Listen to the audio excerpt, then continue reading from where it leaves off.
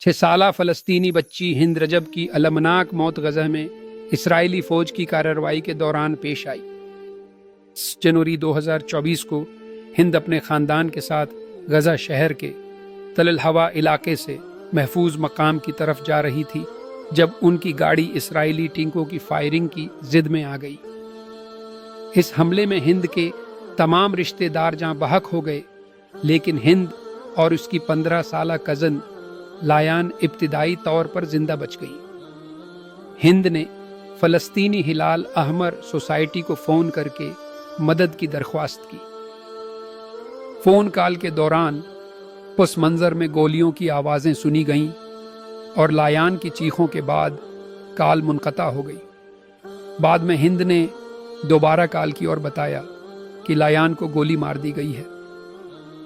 فلسطینی ہلال احمر نے اسرائیلی فوج سے رابطہ کر کے ایمبولینس بھیجنے کی اجازت حاصل کی، تاہم جب ایمبولینس جائے وقوعہ پر پہنچی تو اسے بھی نشانہ بنایا گیا، جس کے نتیجے میں 2 پیرامیڈکس یوسف زینو اور احمد المدون شہید ہو گئے۔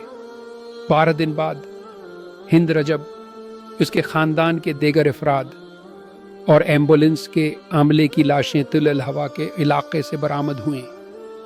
گاڑی پر گولیوں کے 335 نشانات پائے گئے اور فرانزک تجزیے سے معلوم ہوا کہ حملہ قریب سے کیا گیا تھا، جس سے ظاہر ہوتا ہے کہ یہ ایک جان بوجھ کر کیا گیا حملہ تھا۔